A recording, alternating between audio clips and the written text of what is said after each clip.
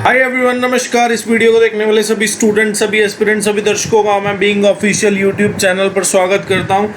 हाजिर हूं आप सबके बीच में एक और वीडियो लेके, जिसमें हम लोग करने वाले हैं 15 अप्रैल 2021 की शिफ्ट 1 और शिफ्ट 2 में जो 25 क्वेश्चन आप लोगों से पूछे गए CHSL 2020 के एग्जाम में, वो सभी क्वेश्चन हम लोग सॉल्व करने वाले हैं। डेली 50 प्रीवियस ईयर क्वेश्चन के प्रैक्टिस सेशन में आपके लिए लेकर आ रहा हूँ, ताकि आपकी CGL प्री और main, CPO, CHSL, MTS stenographer constable, GD Delhi police constable, इन सभी एग्जाम्स की 100% प्रिपरेशन हो जाए। Based on latest TCS pattern सारे के सारे मैं आपको क्वेश्चन कराता हूँ, सॉल्यूशन दूंगा प्रॉपर एनालिसिस के साथ। इंग्लिश और हिंदी दोनों में हमारी स्टेटमेंट रहने वाली है। और मैं प्रतीक सेठी, CGL प्री में मैथ्स में मेरा 50 आउट ऑफ 50 स्कोर था, मेंस में मेरा 197.5 आउट ऑफ 200 स्कोर था, और मैं पहले ही अटेम्प्ट में एक्साइज इंस्पेक्टर सेलेक्ट हुआ हूँ CGL 19 में, और मेरा ऑल इंडिया रैंक था 1115। और इससे पहले कि हम वीडियो में आगे बढ़े, मैं आपको बताना चाहता हूँ कि सिलेक्शन पोस्ट फेज़ 10 की रिक्रूटमेंट नोटिफिकेशन निकल चुकी है। आप लोग फॉर्म फिल करें एज सुन एज पॉसिबल।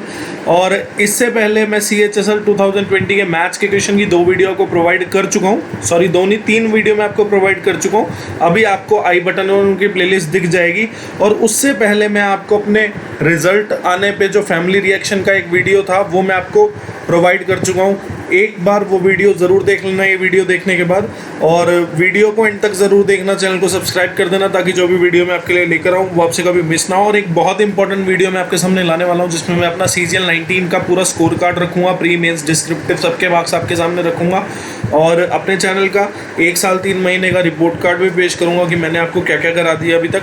ठीक है, तो चैनल पर बने रहें। और ये हमारे कुछ लिंक है, आप सब जगह ज्वाइन कर लें। यूट्यूब चैनल आप लोग सब्सक्राइब कर देना, टेलीग्राम चैनल ज्वाइन कर लो, फेसबुक पेज लाइक कर दो। और टेलीग्राम चैनल पर मैं यहाँ पे जो भी पढ़ाता हूँ उसके नोट्स का PDF प्लस SSC से रिलेटेड जो भी नोटिफिकेशन निकलती है वो सब टेलीग्राम चैनल पर डाली जाती है। यूट्यूब चैनल आप लोग सब्सक्राइब कर देना, ताकि जो भी मैं आपको फ्री मैथमेटिक्स कोर्स यहाँ पे करा रहा हूँ, जिसमें मैं चैप्टर वाइज आपको सारे क्वेश्चन करा रहा हूँ। प्रीवियस ईयर क्वेश्चन 2019-2020 के मैं CPO, CHSL, CGL के करा चुका हूँ, और 2021 से मैं सभी exam CGL, CHSL, CPO, MTS stenographer constable, GD Delhi police constable, इन सभी एग्जाम्स के क्वेश्चन कराने वाला हूँ। और इससे पहले मैं आपको काफ़ी सारे चैप्टर्स और previous year set CGL 19, CPO 19, CHSL 19 और CGL 20, CPO 20 करा चुका हूँ। CHSL 20 20 मई तक खत्म कर दूंगा। डिस्क्रिप्शन में जो अभी तक कराया उन सब की प्लेलिस्ट का लिंक आपको मिल जाएगा। ठीक है, और आज की क्लास का पहला क्वेश्चन ये रहा। क्वेश्चन में बोला x + y + z = 5, 1/x + 1/y + 1/z = 0, xyz = 12, और x³ + y³ + z³ की वैल्यू जो है 151 है। आपको बोला x² + y² + z² बताएं। ऐसे सब क्वेश्चन आपको CHSL 19 में ही पूछे गए थे, और ये क्वेश्चन CHSL 2021 में भी आपको देखने को मिलने वाले हैं, जो 24 मई से आपका एग्जाम शुरू हो रहे हैं। ठीक है, आपने देखा कि x³ + y³ + z³ है, और xyz भी है, और x + y + z भी है। और यहाँ से हम लोग देखें अगर कि नीचे अगर xyz लिखें तो ऊपर क्या बनेगा, पहले तो बनेगा yz, फिर बनेगा xz, फिर बनेगा xy। तो यहाँ से आप देख के एक बात बोल सकते हो क्या, कि xy + yz + zx की जो वैल्यू है वो = 0 हो जाएगी। ठीक है, तो आपको पता है ये सारी चीज़ें, मतलब x + y + z, xy + yz + zx, xyz, x³ + y³ + z³, ये किस फॉर्मूले के अंदर होते हैं आपको सबको पता है कि ये फॉर्मूला बनता है x³ + y³ + z³ - 3xyz = x + y + z, x² + y² + z² minus xy minus yz minus zx। ठीक है, तो आपने देखा x³ + y³ + z³ की वैल्यू कितनी दी आपको, 151, 3xyz, xyz कितना है 12, और x + y + z कितना 5। और अगर आप देखो कि ये जो चीज़ लिखी है ये क्या लिखा है, आपने देखा कि ये जो लिखा है ये -xy + yz + zx, मतलब माइनस अगर मैं कॉमन लूँ तो ब्रैकेट के अंदर क्या लिखा है, xy + yz + zx लिखा है। इसकी वैल्यू कितनी है आपने निकाली यहाँ से, इसकी वैल्यू कितनी आ गई आपके पास 0। तो अंदर आपके पास ब्रैकेट में बचा क्या, x² + y² + z²। तो आपने देखा ये कितना हो गया, ये हो गया 36। 151 में से 36 गए तो आप बोलोगे कि आपके पास कितना रह गया, 115। 115 को डिवाइड कर दो आप 5 से, तो आपने देखा 23। 23 जो है आपकी वैल्यू आ जाएगी x² + y² + z²।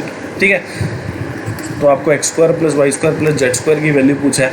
आपको बोला in a class 60% of the students are girls, तो आपने देखा गर्ल्स जो यहाँ पे लिख लो, बॉयज़ जो है यहाँ पे लिख लो। आपने देखा क्लास में टोटल नंबर ऑफ स्टूडेंट्स कितने, 100%।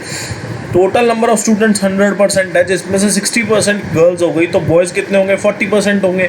आपको बोला गया है कि 45% गर्ल्स जो है वो पास हो गई एग्जामिनेशन में और 40% जो बॉयज़ हैं वो फेल हो गए एग्ज़ाम में। If the number of girls who failed, आपको कंडीशन जो दी है वो फेल्ड पे दी है और आपको बताया हुआ है परसेंटेज किसका पास का। आपने देखा कि 45% गर्ल्स जो है वो पास हुई हैं, 100% टोटल नंबर ऑफ गर्ल्स, जिसमें से 45% जो है पास हो गई, तो फेल कितनी हुई होंगी? आपको पता है कि फेल कितनी हुई होंगी? 55%। आपने यहाँ पर देखी एक चीज़, क्या आपने देखा कि टोटल नंबर ऑफ गर्ल्स का परसेंटेज कितना? 100%। भाई गर्ल्स जो है अपने आप में टोटल कितना है? 100%, जिसमें से 45% जो है पास हो गई, तो फेल कितनी हुई? 100 माइनस 45 इक्वल टू 55। 55% गर्ल्स ऐसी हैं जो फेल हो गई एग्जाम में। तो आपने देखा 60% का 55% कितना आ जाएगा? आपने देखा ये गया 3 पे, ये गया 5 पे, तो आपने देखा ये गया 11 पे, तो आपने देखा 33% गर्ल्स ऐसी हैं जो फेल हो गई। ठीक है, और इसका नंबर भी दिया हुआ है, number of girls who failed कितना? 66। तो 33% की वैल्यू कितनी आ गई आपके पास? 66। 1% की वैल्यू कितनी आ जाएगी? 66/33, जो कि कितना हो जाएगा? तो अब आपको बोला है कि आपको नंबर ऑफ बॉयज़ बताने हैं जिन्होंने एग्जामिनेशन पास किया, और आपने यहाँ पे देखा कि 40% बॉयज़ जो है फेल हो गए। आपने देखा 100% टोटल नंबर ऑफ बॉयज़, जिसमें से 40% फेल हो गए, तो रह कितने गए? 60%। 60% कितना होता है? 3/5। तो आपने देखा 40% का 3/5 कितना हो गया? आपने देखा 8 या 24%। तो इस 24% की वैल्यू बतानी है। आपने देखा 33% की वैल्यू 66, 1% की वैल्यू कितनी हो जाएगी? 2, तो 24% की वैल्यू कितनी हो जाएगी आपके पास? 48 वैल्यू हो जाएगी। अब ये वाला क्वेश्चन है, आपने यहाँ पर देखा, और ये सेम क्वेश्चन आपको CHSL 19 में देखने को मिला था। आपने यहाँ पे देखा कि मैं इसको क्या लिख सकता हूँ, नीचे मैंने एक्स वाई का एलसीएम ले लिया, एक्स वाई का मल्टीप्लिकेशन आ गया, ऊपर क्या बनेगा? वाई प्लस एक्स, तो मैंने उसका एक्स प्लस वाई लिख लिया, और आपने देखा कि ये 20/9 हो गया। तो एक्स प्लस वाई की वैल्यू कितनी? 5। 5 जो है इसको 4 पे काट देगा, तो आपने देखा एक्स वाई की वैल्यू जो है वो आपके पास कितनी आ गई? 9/4। अब आपको x cube plus y cube बताना है। X cube plus y cube होता क्या है? आपको पता है x cube plus y cube को अगर मुझे एक्स प्लस वाई और एक्स वाई की टर्म में लिखना हो फॉर्मूला बना के, तो इसका फॉर्मूला क्या होता है? X cube plus y cube equal to x plus y, bracket शुरू, एक्स प्लस वाई का होल स्क्वायर माइनस 3xy। ठीक है, तो आपने देखा एक्स प्लस वाई की वैल्यू 5, और 5 का फिर स्क्वायर कर दो, -3 × 9/4। तो आपने यहाँ से देखा कि 5, और यहाँ पे कितना आएगा? 25। 25 माइनस 27/4, और आपने देखा कि 27/4, तो आपने देखा 100। 25 चौक 100 माइनस 27/4, तो यहाँ पे जो है आपका आ जाएगा 73 × 5/4, तो ये हो गया 365/4। आपका बिल्कुल सही आंसर है, first option is the correct answer. Question में बोला थीटा जो है एक्यूट एंगल है। थीटा जो है एक्यूट एंगल है, मतलब 0 से 90 के बीच में है, और sine theta equal to cos theta है। आपको पता sine theta equal to cos theta कब होता है? जब थीटा 45 डिग्री हो। थीटा 45 होगा, साइन 45 1/√2, कॉस 45 1/√2। ठीक है, तो आपको पता है कि साइन 45 और कॉस 45 की वैल्यू इक्वल होती है, क्योंकि साइन 45 की भी वैल्यू 1/√2, कॉस 45 की भी वैल्यू 1/√2। तो आपने देखा कि थीटा की वैल्यू यहाँ से पता चल रही है कि थीटा अगर एक्यूट एंगल है और sine theta equal to cos theta है, तो थीटा जो है 45 डिग्री हो जाएगा। अब 45 पुट कर दो, आपने देखा tan 45 की वैल्यू कितनी होती है? 1। साइन 45 की वैल्यू होती है 1/√2, इसका स्क्वायर -1। तो आपने देखा 2 + 1/2 -1, तो 1 + 1/2 कितना हो जाएगा हमारा? 3/2। अब ये वाला क्वेश्चन है, देखो सिंप्लीफिकेशन है सारी की सारी। आपने देखा 9 9 जा कितना होता है? 81। ठीक है, और 83 माइनस 15 चौक 60।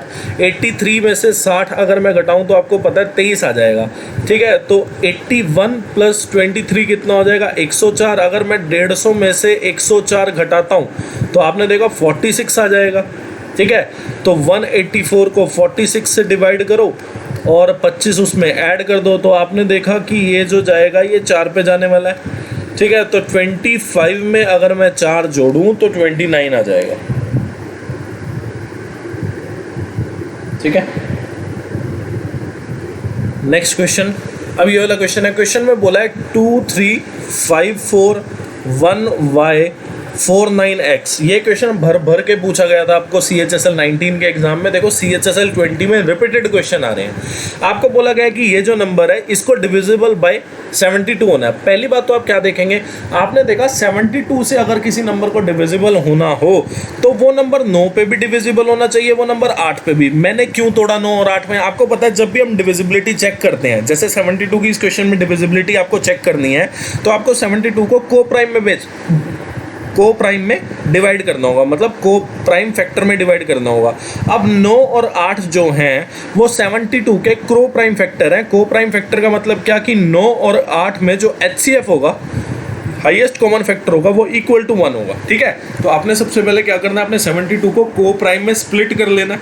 आपने देखा 9 और 8, और 9 और 8 का डिविजिबिलिटी रूल भी आपको पता है। 8 का डिविजिबिलिटी रूल क्या होता है कि लास्ट के 3 नंबर, मतलब लास्ट के 3 number of a number must be divisible bye 8। अगर किसी नंबर को 8 से डिविजिबल होना तो उसके लास्ट के 3 नंबर 8 से डिविजिबल होने चाहिए। आपने देखा कि 49, ठीक है, लास्ट नंबर क्या हो, आपको पता है कि यार 480 जो होता है ना, 480 जो होता है वो 8 पे जाता है। तो आपने देखा 488 भी जाएगा और 496 भी 8 पे जाएगा। तो आपने देखा कि x की वैल्यू तो आपके पास कितनी आ गई, 6 आ गई। अब x की वैल्यू अगर आप 6 रखोगे, ठीक है, x की वैल्यू अगर आप 6 रखते हो तो y की वैल्यू क्या होनी चाहिए। आपको पता है कि अब जो है आप 9 का डिविजिबिलिटी रूल इस पे चेक कर लो। 9 का डिविजिबिलिटी आप चेक करोगे तो आप देखोगे कि 5 और 4 9, 9 और 4 और 3 7 और 2 9। तो आपने देखा 6 प्लस 1 7 बचा, तो 6 और 1 7 प्लस y। अब 7 प्लस y, आपको अगर किसी नंबर को 9 पे काटना है या 9 का डिविजिबल बनाना है किसी नंबर को, तो sum of digit must be divisible by 9। आपने देखा कि सम ऑफ डिजिट करके हमारे पास कितना आया, 7। 7 में ऐसा क्या जोड़ूं कि वो 9 का डिविजिबल बन जाए। आपको पता है कि 7 में अगर मैं 2 जोड़ दूं, मतलब y की वैल्यू अगर मैं 2 रख दूं तो 7 प्लस 2 कितना होगा, 9 हो जाएगा। 9 जो है 9 पे जाता है। तो आपने देखा y की वैल्यू आपके पास 2 आ गई, x की वैल्यू आपके पास कितनी आ गई, 6 आ गई। तो x की वैल्यू पुट करो, y की वैल्यू पुट करो, तो आपने देखा कि 6 तिया 18 प्लस 10 28 और 30 प्लस 6 36। तो आपने देखा कि ये जो है 4 पे जाएगा। 7:9 will be the correct answer.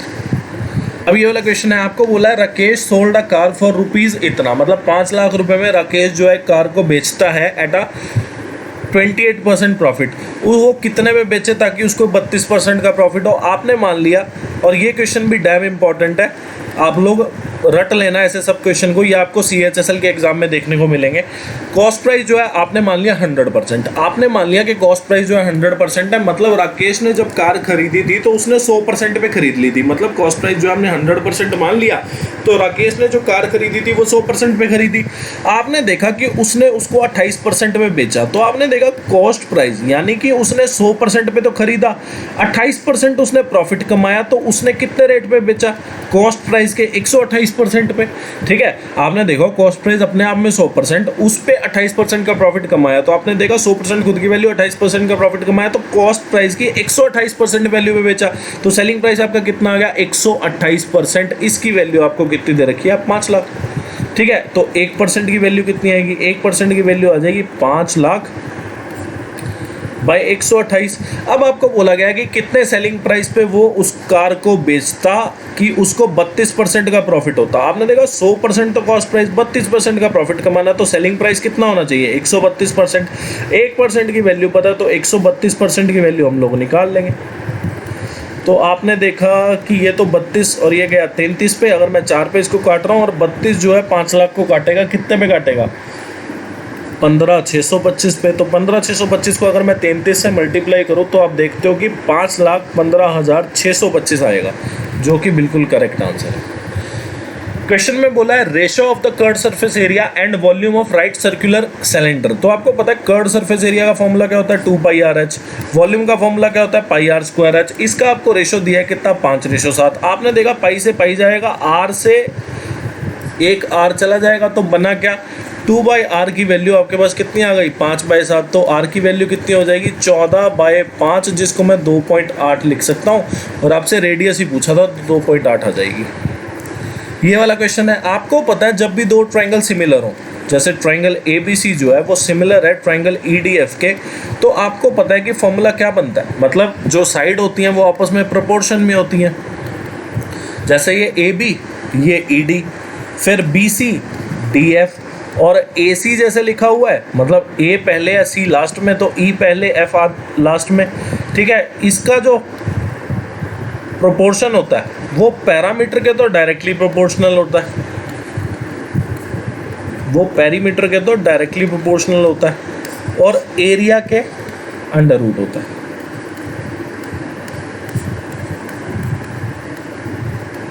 ठीक है, तो अब आपको एरिया का रेशो दिया है, आपको निकालना है कि EF की वैल्यू आपको बतानी है। देखो एक बात ध्यान रखो कि EF की आपको वैल्यू बतानी है, तो EF की वैल्यू निकालोगे कैसे? AC से निकालोगे। AC की वैल्यू आपको कितनी दे रखी है? AC की वैल्यू आपको दे रखी है 14। तो आपने देखा कि AC बाय EF जो होगा वो, मतलब इसको और इसको सॉल्व करके आप क्वेश्चन सॉल्व कर सकते हो। तो अंडर रूट एरिया का आपको रेशो दे रखा है कितना, तो आपने देखा कि 49/4 का अंडर रूट करूँगा 7/2, और AC की वैल्यू कितनी है 14, तो आपने देखा 7 2 पे, और EF की जो वैल्यू है वो कितनी हो जाएगी 2 × 2 4 सेंटीमीटर आपके पास आ जाएगा लेंथ ऑफ EF। अब ये वाला क्वेश्चन देखो कितना आसान और कितना मज़ेदार क्वेश्चन है। बोट एंड स्ट्रीम का क्वेश्चन है। आपको बोला है कि speed of boat down stream की स्पीड जो है वो अप स्ट्रीम से 150% ज़्यादा है। मैंने आपको बताया था कि जिसके रिस्पेक्ट में बात हो रही हो या जिसके रिस्पेक्ट में कंपैरिजन किया गया हो या जिस पे कंपैरिजन किया हो उसको आप 100% मान लो। आपने मान लिया कि अपस्ट्रीम की जो स्पीड थी ना वो 100% थी, तो आपने देखा डाउनस्ट्रीम की कितनी हो जाएगी, इससे 150% ज़्यादा। अपस्ट्रीम जो है 100% है, 150% अगर मैं इसमें ऐड कर दूं तो कितना हो गया 250%। मतलब आप बोल सकते हो कि 5:2 जो है वो स्पीड का रेशियो है। किस किस का? डाउनस्ट्रीम की स्पीड और अपस्ट्रीम की स्पीड का जो रेशियो है वो कितना है 5:2। आपको बोला गया है कि time taken by the boat for going 80 kilometre downstream and 50 kilometre upstream in इतना। तो आपने देखा टाइम जो लगा डाउनस्ट्रीम जाने में और टाइम जो लगा अपस्ट्रीम आने में, वो टोटल टाइम कितना लगा 8.2 घंटे। टाइम क्या होता है? Distance upon speed. अब डाउनस्ट्रीम जाते हुए उसने डिस्टेंस कितना ट्रेवल किया? आपने देखा 80 किलोमीटर। स्पीड कितनी? आपने क्या किया कि डाउनस्ट्रीम की स्पीड आपने 5x मान ली, अपस्ट्रीम की स्पीड आपने 2x मान ली। तो आपने देखा टाइम क्या होता है? Distance upon speed. डाउनस्ट्रीम की बारी डिस्टेंस जो है वो 80 किलोमीटर ट्रेवल किया है और स्पीड जो है वो 5x है, और अपस्ट्रीम की बारी जो है वो उसने 50 किलोमीटर डिस्टेंस ट्रेवल किया है और स्पीड कितनी है 2x है। इसकी वैल्यू जो है वो आपके पास 8.2 आ गई। ठीक है, तो आपने देखा ये इसको 25 पे काटेगा, ये इसको 16 पे काटेगा, तो 16/x प्लस 25/x कितना हो जाएगा? नीचे जो है डिनोमिनेटर कॉमन है तो ऊपर वाले को ऐड कर दो। 41/x ये कितना हो गया 8.2। तो x की वैल्यू कितनी हो गई आपके पास 41, 82 और ऊपर 10 से, तो आपने देखा ये 2 पे गए और ये 5 पे, तो x की वैल्यू आपके पास 5 आ गई। आपको बोला है स्पीड ऑफ डाउनस्ट्रीम बताओ। डाउनस्ट्रीम की स्पीड जो थी वो 5x मानी हुई थी, तो 5 × 5 x की वैल्यू कितनी आई 5 को 5 से मल्टीप्लाई कर दो, 25 किलोमीटर पर आवर जो है डाउनस्ट्रीम की स्पीड हो जाएगी। अब ये वाला क्वेश्चन है, ये वाला क्वेश्चन जो है वो हम ट्रिक से करने के बजाय अगर नॉर्मली करेंगे ना तो हमारा दिमाग भी कम चलेगा। थोड़ा हल्का सा एक सब्जेक्ट, एक जो स्टेप है वो कैलकुलेशन का बेशक ज़्यादा हो जाए पर दिमाग थोड़ा कम चलाना पड़ेगा। आपने देखा क्वेश्चन में आपको बोला था average speed of sum of the average weight of some person in a group is 72 kg। आपने वो जो सम पर्सन है ना, आपने जो सम पर्सन है उनको x लेट कर लिया, let number of persons initially आपने x लेट कर लिया। तो आपने देखा एवरेज जो है, एवरेज वेट जो है वो कितना है 72 किलो। तो आपने देखा एवरेज अगर 72 है, सम पर्सन्स को हमने x मान लिया, तो टोटल वेट कितना हो गया 72 × x। फिर आपने देखा 5 जो नए बंदे थे उन्होंने ग्रुप को ज्वाइन किया, 5 जो नए बंदे थे उन्होंने ज्वाइन कर लिया, उनका 5 बंदों का जो एवरेज वेट है वो कितना है 66.6। तो आपने देखा 5 बंदों ने ज्वाइन किया तो ऐड कर दो उनका वेट, तो 66.6 जो है वो एवरेज है, तो टोटल कितना हो जाएगा 66.6 × 5। फिर 13 बंदे उस ग्रुप में से चले गए, 13 बंदों ने लीव कर दिया और 13 बंदे को जो एवरेज वेट था, अब चले गए वो, तो आप माइनस कर दो 13 बंदों का। एवरेज था 75, तो टोटल कितना हो जाएगा 13 × 75। अब बंदे कितने रह गए? इनिशियल थे x, फिर 5 बंदों ने ज्वाइन किया और 13 बंदे लीव कर गए, तो अब बंदे फाइनली बचे कितने हैं? ठीक है, इतना। और अब जो वेट टोटल वेट है वो है कितना? वो इतना है जितना न्यूमरेटर में लिखा है, और इसकी वैल्यू आपके पास कितनी दी है? आपको बोला है कि जो एवरेज वेट था उसको डिक्रीज कर दिया गया, मतलब एवरेज वेट जो था वो डिक्रीज हो गया 1.6। पहले था एवरेज वेट 72, मतलब जो इनिशियली नंबर ऑफ बंदे थे उनका एवरेज वेट कितना था 72, अब उस 72 में गिरावट आ गई कितनी 1.65 की। तो आपने क्वेश्चन सॉल्व कर लिया, आपने देखा 72x और अगर मैं इसको मल्टीप्लाई करूं तो यहाँ पे आएगा आपका 333 और 75 750 और 750 में 225 अगर मैं जोड़ूं तो 975 हो जाएगा। और नीचे x माइनस 8 और इसकी वैल्यू आपको दी हुई है 70.35। ठीक है, तो आपने देखा कि यहाँ पे आ गया 70.35 x माइनस 562.8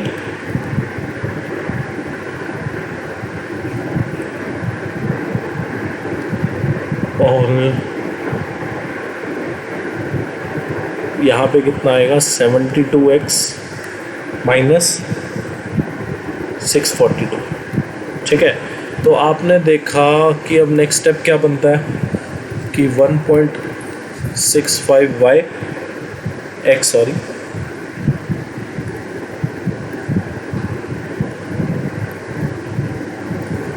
और 642 में से अगर मैं घटा दूं 562.8 तो कितना आएगा 79.2। तो x की जो वैल्यू आ गई वो 7920 अपॉन 165। अगर मैं डेसिमल हटा दूं तो ये कितने पे जाने वाला है, ये पहले तो 4 पे इसको काटेगा फिर 8 पे काटेगा, तो x की वैल्यू जो है 48 आ गई। मतलब इनिशियली जो बंदे थे ग्रुप में वो कितने थे 48। ठीक है, और भी कुछ देखा जा सकता है क्या इसमें,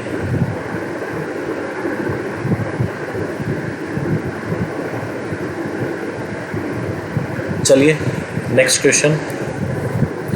आपको बोला 24% can do a piece of work in 20 day. आपको बताना है 30% उस सेम काम को कितने टाइम में कर लेंगे। आपने देखा टोटल वर्क सेम है, ठीक है, जो पहले था वर्क वही बाद में है, या फिर total work equal to total work लिख सकते हैं, या TW1 इक्वल टू TW2 लिख लेना।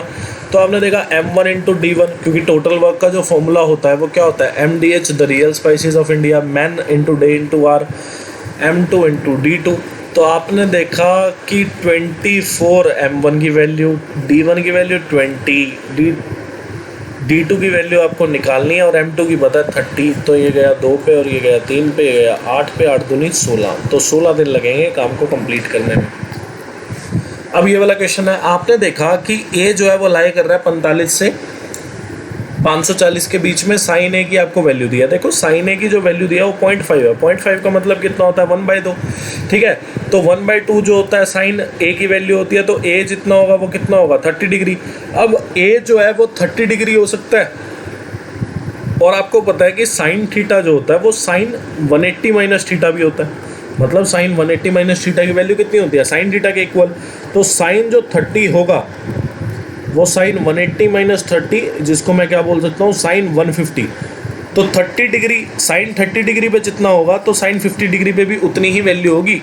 तो साइन 30 डिग्री पे अगर 1/2 है तो साइन 150 डिग्री पे भी तो ए की वैल्यू 150 डिग्री भी हो सकती है। अब 150 डिग्री जो वैल्यू है सेकेंड क्वाड्रेंट में और 30 डिग्री जो वैल्यू है फर्स्ट क्वाड्रेंट में। अब इसके अलावा आप कोई भी वैल्यू देखोगे 150 के बाद जो वैल्यू बनने वाली है वो बनेगी आपकी 210 और फिर बनेगी आपकी वैल्यू 330। तो ये जो भी वैल्यू इसके बाद बनने वाली है वो थर्ड क्वाड्रेंट और फोर्थ क्वाड्रेंट में बनेगी, और मतलब 360 डिग्री से पहले इसकी जो दो वैल्यू और बनने वाली है वो थर्ड क्वाड्रेंट और फोर्थ क्वाड्रेंट में बनेगी, जिसमें साइन जो होता है वो नेगेटिव होता है। साइन जो है पॉजिटिव दो ही क्वाड्रेंट में होता है, फर्स्ट और सेकंड में।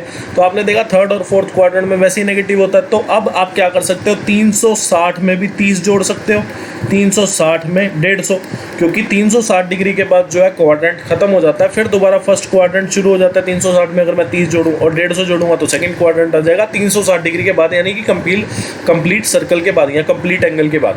ठीक है, तो आपने देखा कि ये कितना आ गया 390। 390 को बटे 3 करूंगा तो आप देखते हो 130 आएगा, और 510 को अगर मैं बटे 3 करूंगा तो 170 आएगा। 130 तो ऑप्शन में ही नहीं है, तो 170 ऑप्शन में है, तो 170 जो है करेक्ट आंसर है, क्योंकि आपको a/3 की वैल्यू बतानी थी।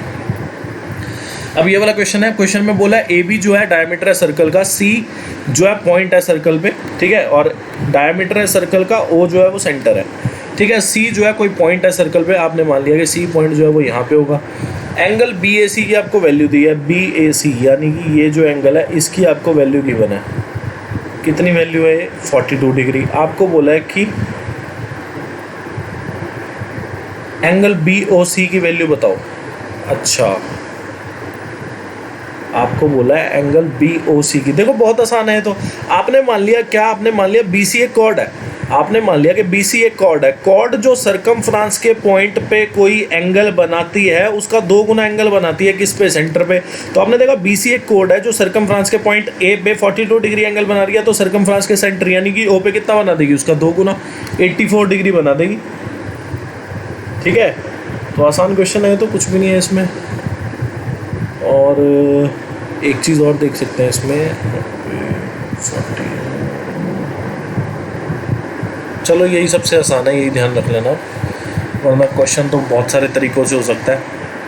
क्वेश्चन में बोला man invested a total of 12,050 रुपये इन 2 पार्ट्स। एक तो पार्ट जो था उसने 10% सिंपल इंटरेस्ट पे दिया 2 साल के लिए, और दूसरा पार्ट जो था वो सेम रेट पे सेम टाइम के लिए कंपाउंडेड एनुअली उसने कंपाउंड इंटरेस्ट पे दिया। The amount he received from both the parts are equal. Sum बोला है कि कंपाउंड इंटरेस्ट पे उसने कितना इन्वेस्ट किया। आपने मान लिया कि सिंपल इंटरेस्ट पे उसने ए इन्वेस्ट किया, कंपाउंड इंटरेस्ट पे उसने बी इन्वेस्ट किया। तो आपने मान लिया कि जो प्रिंसिपल है सिंपल इंटरेस्ट पे जो उसने स्पेंड किया है 12,050 रुपये में से वो ए है, और कंपाउंड इंटरेस्ट पे जो प्रिंसिपल उसने लगाया वो बी है 12,050 रुपये में से। तो आपने देखा कि अमाउंट जो है वो इक्वल होगा। आपने देखा अमाउंट जो सिंपल इंटरेस्ट से आएगी वही अमाउंट जो है वो कंपाउंड इंटरेस्ट से आएगी। आपको पता है अमाउंट क्या होता है, अमाउंट जो होता है वो क्या होता है, प्रिंसिपल प्लस सिंपल इंटरेस्ट, और यहाँ पे क्या होता है प्रिंसिपल 1 प्लस r/100, और यहाँ पे कितना आएगा आपका t। तो आपने देखा एस आई की वैल्यू कितनी होती है, एस आई की वैल्यू होती है p into R into T by 100, ठीक है। तो आपने देखा प्रिंसिपल कितना था आपका, उसका आपने ए माना था भाई, जो सिंपल इंटरेस्ट पे आपने प्रिंसिपल को दिया है वो कितना माना था आपने, ए माना था, ए प्रिंसिपल ए इंटू रेट कितना 10, टाइम कितना 2 साल का बटे 100, और यहाँ पे प्रिंसिपल क्या था जो कंपाउंड इंटरेस्ट पे दिया बी, रेट कितना 10, टाइम कितना 2 साल। तो आपने देखा कि ए अगर मैं कॉमन रखूँ तो आप देख रहे हो कि ये 20/100 जो कि 1 + 1/5 हो जाएगा, और यहाँ पे b की वैल्यू है, और यहाँ पे कितना 10, तो 1 + 1/10 कितना होता है 11/10 का स्क्वायर, ठीक है। तो यहाँ पे होगा 8 तो 6/5, और यहाँ पे होगा b इंटू 121/100, ठीक है। तो a/b जो है वो हो गया आपका 121/120।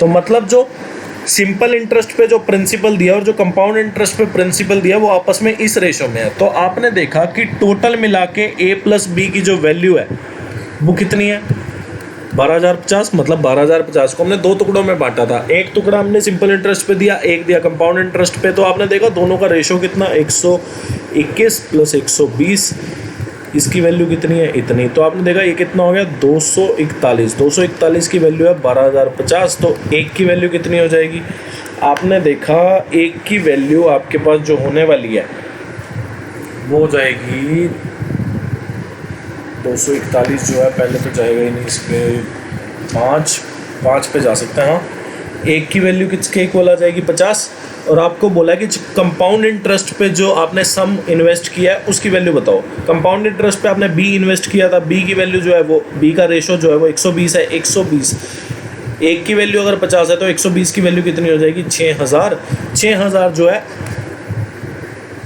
इन्वेस्ट किया गया कंपाउंड इंटरेस्ट पे। अगर आपको पूछता कि सिंपल इंटरेस्ट पे कितना इन्वेस्ट किया तो आप 121 की वैल्यू निकाल लेते, या फिर 12,050 में से 6,000 माइनस कर देते आप, तब भी आपकी वैल्यू आ जाती जो आपने सिंपल इंटरेस्ट पे इन्वेस्ट किया। आपको बोला गया लिस्ट प्राइस यानी कि mark price of a motorcycle is 20% more than it's cost price. मतलब ये जो आपका 20% है ये मार्कअप परसेंटेज है।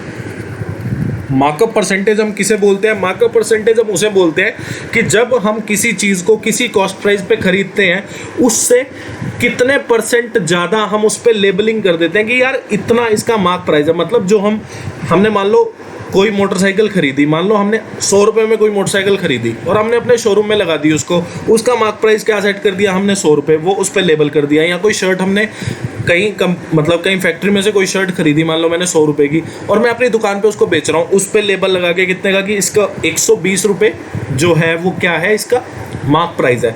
तो वो जो 100 से 120 हुआ, वो 20% जो वैल्यू हुई वो उसको मार्कअप परसेंट बोलते हैं। तो वो कॉस्ट प्राइस से 20% ज़्यादा होती है जो मार्क प्राइस हम डिसाइड करते हैं। ठीक है, तो कॉस्ट प्राइस से 20% ज़्यादा मैंने मार्क प्राइस डिसाइड किया, तो मार्कअप परसेंटेज जो होगा वो कितना होगा? 20%। आपको पता है एक फॉर्मूला होता है क्या, कि प्रॉफिट परसेंटेज जो होता है वो markup percent minus discount percent minus mark into discount bye 100। तो मार्कअप परसेंटेज कितना? 20%, डिस्काउंट कितना? 30, और मार्क इनटू डिस्काउंट। ठीक है, तो आपने देखा 20 माइनस 30, और ये कितना हो गया? -6। तो 20 माइनस 36 कितना? -16%। -16% प्रॉफिट हुआ, तो मतलब प्रॉफिट अगर -16% हुआ तो माइनस क्या इंडिकेट कर रहा है कि भाई लॉस हुआ। लॉस कितने का हुआ? 16% का। और क्वेश्चन में बोला भी है कि आपको लॉस बताइए कितने का हुआ। अब ट्रायंगल ABC जो है सिमिलर है ट्रायंगल PQR के। मैंने आपको पहले भी बताया था कि क्या चीज़ प्रोपोर्शन में रहती है, ये रहा। ठीक है, तो पैरामीटर जो होता है वो अंडर रूट ऑफ एरिया के प्रोपोर्शन में होता है। ठीक है, तो आपने देखा parameter of triangle ABC, parameter of triangle PQR जो है वो under root of area of triangle ABC, area of triangle PQR। ठीक है, तो आपने देखा इसकी वैल्यू जो है आपको 72 दी है, इसकी आपको 43.2 दी है। ठीक है, तो आपने देखा अगर मैं इसको पॉइंट घटाऊँ तो यहाँ 0 लगाना पड़ेगा, और ये जाएगा 144 दिया और 144 पंजे। ठीक है, तो आपने देखा एरिया का जो रेशो है जो आपसे क्वेश्चन में पूछा गया है वो कितना हो जाएगा? 5/3 का स्क्वायर, जो कि कितना हो जाएगा आपका? 25/9। ठीक है, आसान क्वेश्चन है। अब ये वाला क्वेश्चन है, देखो आपको पता है कि 7A + 5B अगर आपको बनाना है तो वो जो है वो इस वैल्यू से बनेगा। आपको पता है 49A² + 25B² आया कहाँ से है? ये वहाँ से आया जब मैं 7A + 5B का अगर मैं स्क्वायर कर दूँ, 7A + 5B का अगर मैं स्क्वायर कर दूँ, तब जाके जो वैल्यू है वो 49A² + 25B² + 2 × 7A × 5B बनती है। ठीक है, तो आपने देखा इसकी तो आपको वैल्यू ही गिवन है, कितनी वैल्यू गिवन है? 30, और 7 पंजे 35 दूनी 70, और AB की भी वैल्यू गिवन है कितनी? 1। तो 70 + 30 कितना हो गया? 100। तो आपने देखा 7A + 5B की जो वैल्यू होगी वो अंडर रूट ऑफ 100 यानी कि 10 हो जाएगी। अब ये वाला क्वेश्चन है, आपको पता है कॉस थीटा की आपको वैल्यू दे दी। कॉस थीटा होता क्या है? Base by hypotenuse. हाइपोटेन्यूज जो है वो आपका 3 हो गया, बेस जो है वो आपका 2 हो गया, तो परपेंडिकुलर कितना हो जाएगा? 3 का स्क्वायर और -2 का स्क्वायर। तो 3 का स्क्वायर कितना? 9, 2 का स्क्वायर 4, 9 - 4 कितना हो गया आपके पास? 5। तो अंडर रूट 5 जो है वो आपकी परपेंडिकुलर की वैल्यू आ जाएगी। ठीक है, अब आप इसमें पुट कर दो। आपको पता है कि सेक थीटा क्या होता है? कॉस थीटा का उल्टा। कॉस थीटा कितना दिया हुआ? 2/3, तो सेक थीटा कितना हो जाएगा? 3/2, और इसका स्क्वायर करना है 2। और टेन थीटा होता है परपेंडिकुलर बाय बेस। तो आपने देखा 2 × 9/4 + 2 × 5/4 -6। तो आपने देखा ये गया 2 पे और ये भी गया 2 पे। तो 9/2 + 5/2 जो होगा 14/2 होगा। 14/2 होता कितना है? 7। 7 - 6 कितना हो जाएगा आपके पास? 1 आपका करेक्ट आंसर है।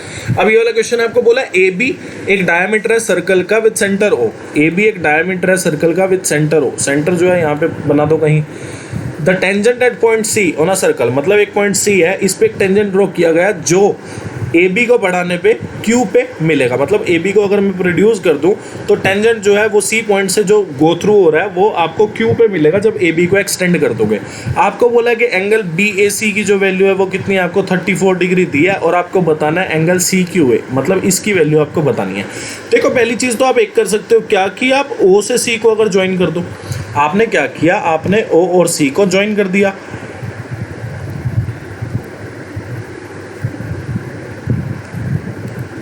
ठीक है, तो आपने क्या किया? आपने O और C को ज्वाइन कर दिया। आपने जब ओसी को ज्वाइन करा तो पहली बात तो आपको ये पता कि ओसी जो है वो रेडियस है, रेडियस जो है टेंजेंट के साथ कौन सा एंगल बनाती है, 90 डिग्री का बनाती है। फिर आप एक चीज़ देख सकते हो क्या कि जैसे हमने पहले इस वीडियो में एक क्वेश्चन में किया है, मतलब इसी वीडियो में अब से पहले मैं एक क्वेश्चन में कर चुका हूँ कि मैंने क्या किया, बीसी को ज्वाइन किया। बीसी जो है कॉर्ड हो गई, कॉर्ड अगर सर्कमफ्रांस के किसी पॉइंट पे कुछ एंगल बनाती है तो उसका 2 गुना एंगल बनाएगी किस पे, सेंटर पे। ठीक है, आपने देखा बीसी एक कॉर्ड है, किसी पॉइंट सर्कमफ्रांस के किसी पॉइंट यानी कि पॉइंट ए पे अगर जो एंगल बनाएगी सेंटर पे उसका 2 गुना एंगल बनाएगी। सेंटर जो है वो ओ पे है तो ओ पे जो एंगल बनाएगी वो 34 का 2 गुना कितना हो जाएगा, 68 डिग्री। अब आप बीसी को भूल जाओ। आपने देखा ट्रायंगल OCQ की मैं बात कर रहा हूँ, ट्रायंगल OCQ की अगर मैं बात करूँ तो आप देखते हो एक एंगल 90 डिग्री का, एक एंगल 68 का, तीनों एंगल का जोड़ होता है 180 डिग्री। तो लास्ट एंगल जो है वो कितने का हो जाएगा, 22 डिग्री। आपको बोला है कि प्रेजेंट एज जो है ए और बी की वो किस रेशो में है, 9:10। ठीक है, और 8 साल के बाद आफ्टर 8 ईयर्स, 8 साल के बाद जो है वो रेशो क्या हो जा रहा है आपका, 11:12। ठीक है, आपको बोला गया है कि प्रेजेंट एज जो है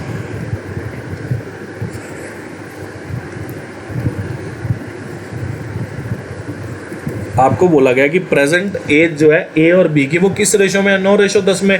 8 साल के बाद जो है रेशो हो जाएगा 11:12। आपने देखा कि प्रेजेंट एज और 8 साल बाद की बात हो रही है तो आपने देखा कॉन्टिन्यूअस या स्टैटिक बोल सकते हैं कि स्टैटिक एक टाइम ड्यूरेशन है। भाई अभी की बात कर रहा हूँ और 8 साल बाद की, 8 साल बाद मतलब ए के भी 8 साल बाद की बात हो रही है, बी के भी। तो आपने देखा दोनों का जो टाइम ऑफ ड्यूरेशन है या फिर टाइम गैप है वो सेम है, मतलब ए के भी 8 साल बाद की बात हो रही है, बी के भी। और टाइम गैप अगर सेम है तो आपने चेक किया कि रेशो का गैप सेम है, हाँ रेशो का गैप भी सेम है, 9 से 11 मतलब 2 का इंक्रीमेंट, 10 से 12 2 का इंक्रीमेंट। तो जब रेशो का गैप सेम हो तो आप इसको क्या करें, आपने देखा रेशो कितना इंक्रीज हुआ, 2, टाइम कितना इंक्रीज हुआ, 8 साल, तो 2 की वैल्यू 8 साल, 1 की वैल्यू 4 साल। तो आपने देखा कि 9 की वैल्यू कितनी आ जाएगी, 36 साल, 10 की वैल्यू कितनी आ जाएगी, 40 साल। मतलब प्रेजेंट एज जो ए की है, प्रेजेंट एज जो ए की है वो कितनी हो जाएगी, 36 साल। प्रेजेंट एज जो बी की है वो कितनी हो जाएगी, 40 साल।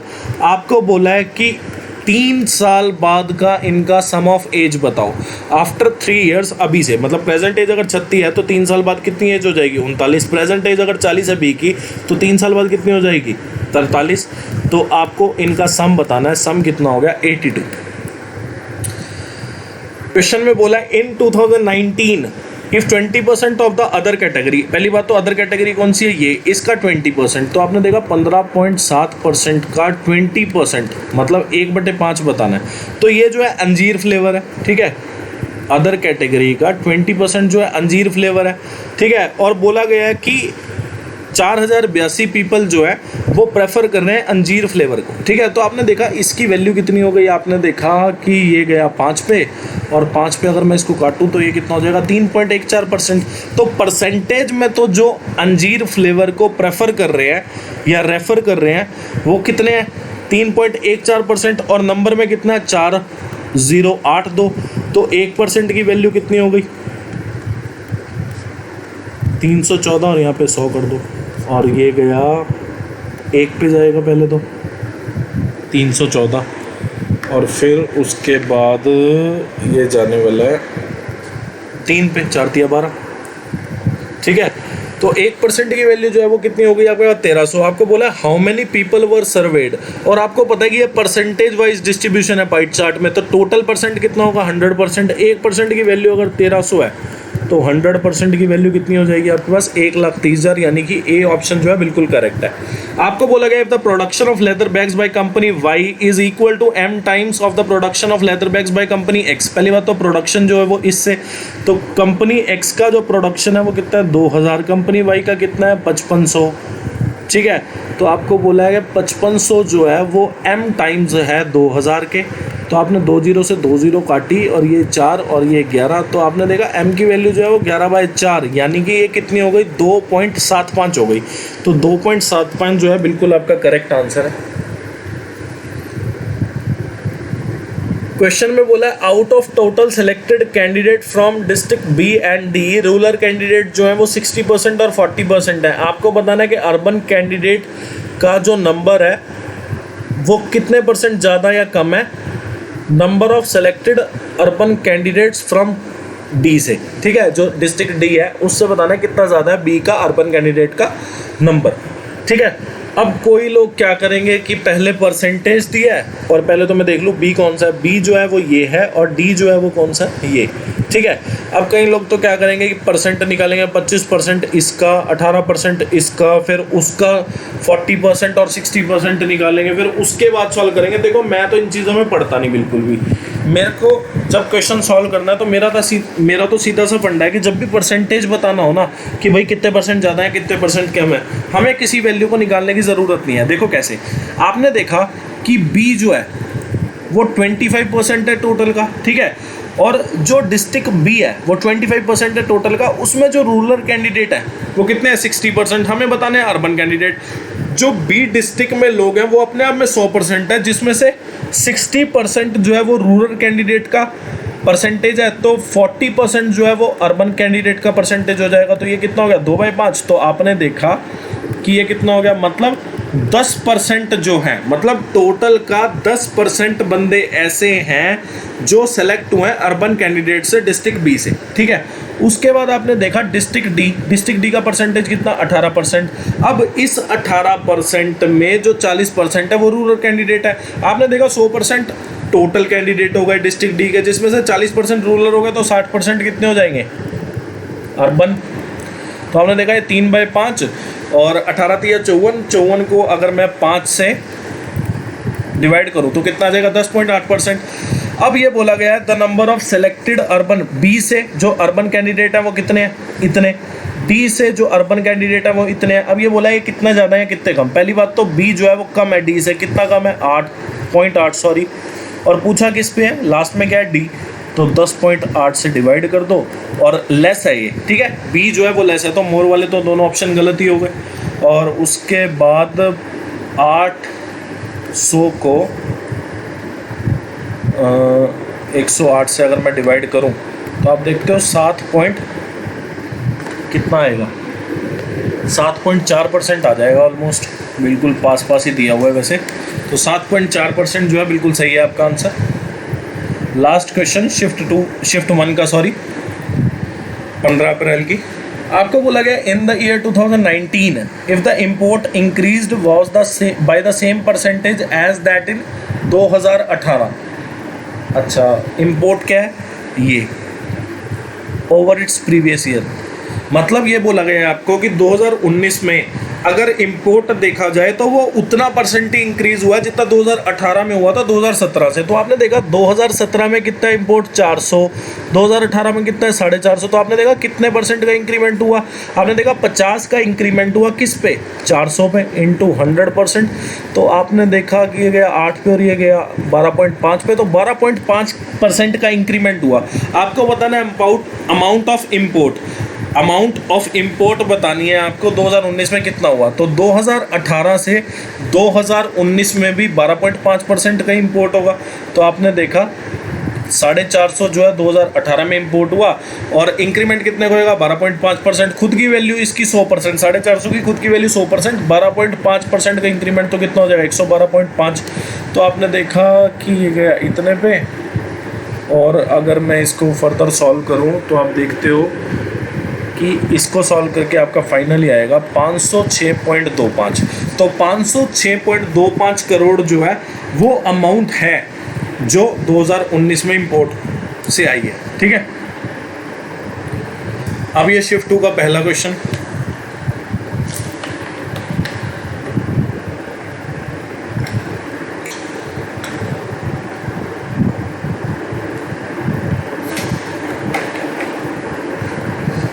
आपको बोला गया है कि 9685 को डिवाइड कर दिया 3 पार्ट में in such a way that 1/4 of the first part and 1/3 of the second part and 1/6 of the third part are equal, then what is the first part. आपको फर्स्ट पार्ट बताना है कि पहला भाग क्या होगा। देखिए हम इस क्वेश्चन को कैसे सॉल्व करेंगे। आपने देख लिया कि पहले भाग को आपने ए मान लिया, दूसरे भाग को आपने बी मान लिया, तीसरे भाग को आपने सी मान लिया।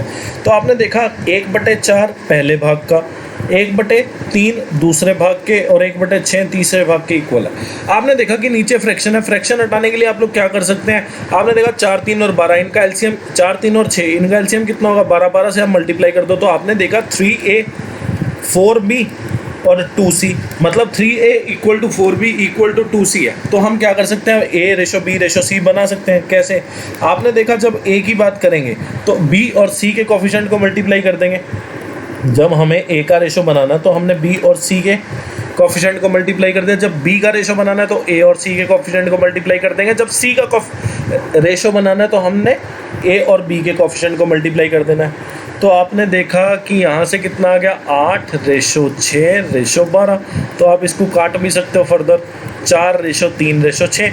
ठीक है, तो ABC मतलब 9685 को जब 3 पार्ट में डिवाइड किया था, उन 3 पार्ट का जो रेशो है वो कितना है, 4/3/6। ठीक है, तो आपने देखा कि जो 3 पार्ट में भाग किया उन तीनों पार्ट को अगर मैं जोड़ दूँ रेशो के हिसाब से कितनी वैल्यू आएगी, आपने देखा 4 और 3 7 और 6 13, रेशो को जोड़ा तो 13 वैल्यू आएगी और टोटल अमाउंट की वैल्यू कितनी है 9685। मतलब अगर तीनों पार्ट्स को मैंने जोड़ दिया तो आपको पता है टोटल वैल्यू कितनी हो जाएगी 9685, और अगर मैंने इनकी रेशो को जोड़ दिया तो वैल्यू कितनी होगी 13 की वैल्यू 9685। तो एक की वैल्यू कितनी हो जाएगी 745। एक की वैल्यू आपकी 745 अगर आ गई तो आपको बताना है फर्स्ट पार्ट की क्या वैल्यू है। फर्स्ट पार्ट मैंने ए की वैल्यू मतलब 4 की वैल्यू, 4 की वैल्यू कितनी हो जाएगी, तो ये आपके पास हो गया 80 और 2980 आपका आंसर आ जाएगा। अब ये वाला क्वेश्चन है, आपने देखा यहाँ पे क्या लिखा है, यहाँ पे लिखा है 7x + 3 का क्यूब प्लस x - 2 का क्यूब प्लस, आप देख सकते हो कि इसको ये क्या लिखा हुआ है, ये लिखा हुआ है 3 का क्यूब और 2x - 5 का क्यूब, या फिर ऐसा भी इसको बोला जा सकता है क्या कि 3 2x - 5 इसका क्यूब, ऐसा भी बोला जा सकता है। तो आपने देखा कि अगर मैं 7x + 3 को a मान लूँ, x - 2 को b मान लूँ और 3 ब्रैकेट में 2x - 5 को अगर मैं c मान लूँ तो ये क्या लिखा हुआ है a³ + b³ + c³। और इधर से बात कर लेते हैं राइट हैंड साइड से, आपने क्या किया 3 को ऐसे ही छोड़ दिया, आपने देखा मतलब 9 में से 3 को यहीं छोड़ दिया और यहाँ पे x - 2 और यहाँ पे फिर 3 को लेके जाके हम ऐसा भी इसको लिख सकते हैं। तो आपने देखा कि ये तो a³ + b³ + c³ equal to 3abc लिखा है। ये तभी पॉसिबल है जब a + b + c की वैल्यू किसके इक्वल हो, 0 के। तो आपने देखा a की वैल्यू कितनी है 7x + 3, b की वैल्यू कितनी है x - 2 और c की वैल्यू कितनी है 3 2x - 5। ठीक है, तो आपने देखा कि ये कितना हो गया, इसको जब मैंने सॉल्व किया तो ये हो गया 6x - 15 और ये कितना हो गया 8x + 1 = 0। तो आपने देखा 14x - 14 = 0, तो x की वैल्यू कितनी हो जाएगी 14/14 जो कि कितना हो जाएगा 1। तो x की वैल्यू 1 हो गई, तो 5x + 3 कितना हो जाएगा आपके पास 5 × 1 + 3 जो कि 8 हो जाएगा। 8 इज़ द करेक्ट आंसर। अब ये वाला क्वेश्चन है, आपको बोला 2 सक्सेसिव डिस्काउंट दिए गए हैं 40% और 20% के और मार्क प्राइस पे, और सिंगल डिस्काउंट जो है वो इतना बनता है। ठीक है, तो आपको पता है जब आपको 2 डिस्काउंट दिए जाएं तो आप इन दोनों डिस्काउंट का अगर एक सिंगल डिस्काउंट बनाना हो, या फिर उसको बोलते हैं सिंगल इक्विवेलेंट डिस्काउंट बोलते हैं उसको। ठीक है, अगर बनाना हो तो आपको पता है कैसे बनाते हैं। ठीक है, जो पहला डिस्काउंट है और जो दूसरा डिस्काउंट है माइनस कर दो पहले और दूसरे के प्रोडक्ट बाय 100 से। ठीक है, तो आपने देखा पहला डिस्काउंट 40 का, दूसरा डिस्काउंट 20 का, 40 × 20/100, तो आपने देखा 60 - 8, तो आपने देखा 52%। मतलब अगर 2 डिस्काउंट दिए गए हैं 40 और 20% के, तो टोटल जो डिस्काउंट दिया गया वो कितना दिया गया 52%, और टोटल जो डिस्काउंट है रुपीज़ में वो कितना दिया है 988 रुपीज़। तो 52% की वैल्यू 988 हो गई। 52% जो है वो सिंगल इक्विवेलेंट डिस्काउंट है, मतलब सिंगल डिस्काउंट है। 40 और 20% को जोड़ के अगर मैं सिंगल डिस्काउंट बताऊँ तो कितना आएगा 52%। और जो सिंगल डिस्काउंट मतलब 40% देने पे जो पैसे बचे और जो 20% देने पे पैसे बचे, उन दोनों को जोड़ के जो सिंगल डिस्काउंट बताया वो 988 रुपीज़ बताया। तो 1% की वैल्यू कितनी आ गई 988/52। ठीक है, तो ये जो जाएगा वो जाएगा पहले तो 1 पे जाएगा और फिर 8 पे जाएगा, सॉरी 8 पे नहीं 9 पे जाएगा, तो 19 आ गया।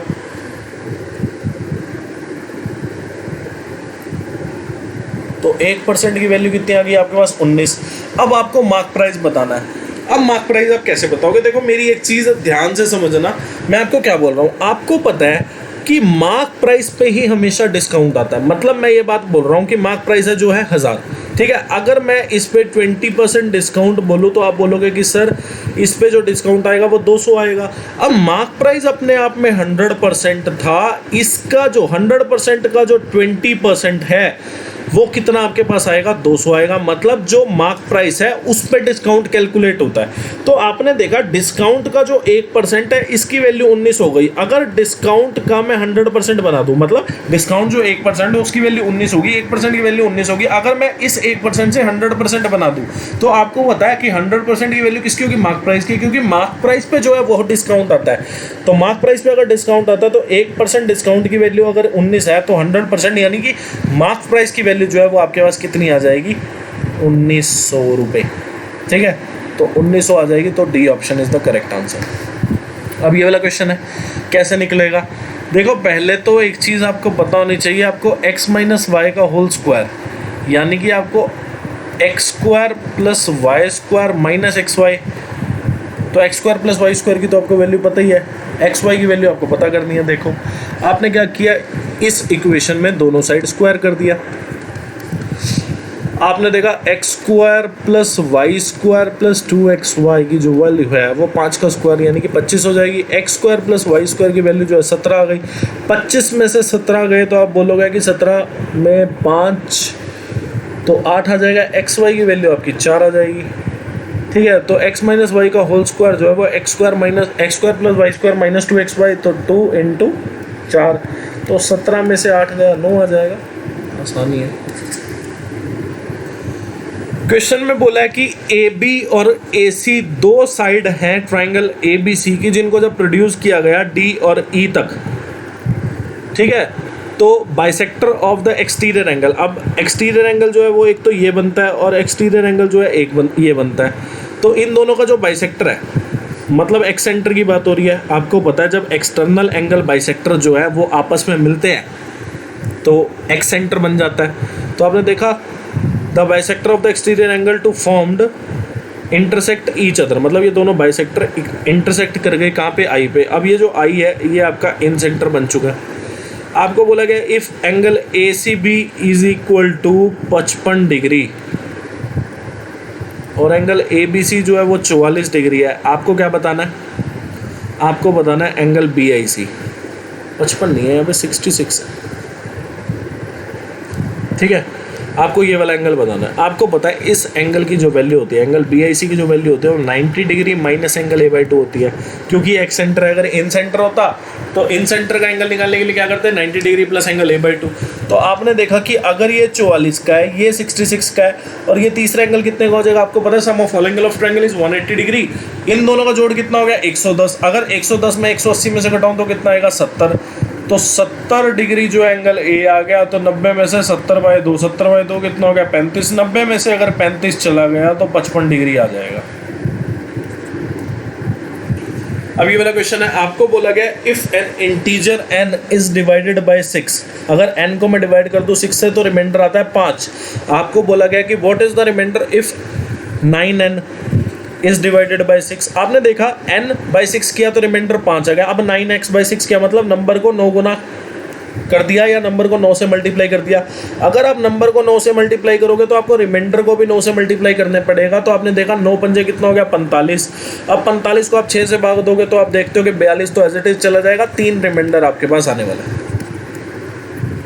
अब ये वाला क्वेश्चन है, ठीक है। तो आपको पता है पहले ऑफ सॉल्व करेंगे। तो आपने देखा कि 1/9 डिवाइड बाय 1/81 हो जाएगा। तो डिवाइड बाय 1/81 तो मल्टीप्लाई बाय 81 कर दो इंटू 1/9, ठीक है। तो ये तो गया, न्यूमरेटर में तो 1 आ गया और डिनोमिनेटर में आएगा आपका 1/81। तो इसको अगर मैं सॉल्व करूँ तो आप देखते हो यहाँ पे कि 81 और यहाँ पे 9 + 1 10 आ जाएगा। तो 81 ऊपर चला गया, 10 नीचे, तो ये कितना हो जाएगा? 8 सही, 1/10 आपका करेक्ट आंसर है। अब ये वाला क्वेश्चन है, देखो ये चीज़ 9p² प्लस 25m² अगर होता फिर तो हम इसको स्क्वायर करके निकाल लेते, पर आपको 9p² माइनस 25m² दिया है। तो अब इसको कैसे सॉल्व करेंगे? आपको पता है कि a² माइनस b² है, तो a माइनस b और a प्लस बी से मल्टीप्लाई करके कर सकते हैं, ठीक है।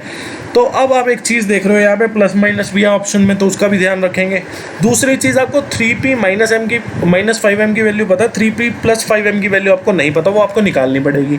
तो आपको मैंने बताया था कि x प्लस वाई का होल स्क्वायर जो होता है वो x माइनस वाई का होल स्क्वायर प्लस 4xy होगा। तो आपने देखा x प्लस वाई मतलब x की वैल्यू मैंने यहाँ पे क्या मानी है, ध्यान रखना, x की वैल्यू मैंने 3p मानी है और y की वैल्यू मैंने 5m मानी है। तो आपने देखा 3p प्लस 5m का जो स्क्वायर है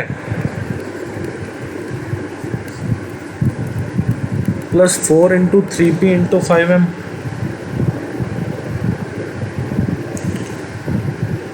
तो आपने देखा कि 3p माइनस 5m कितना 5 का स्क्वायर जो है वो 25 हो जाएगा।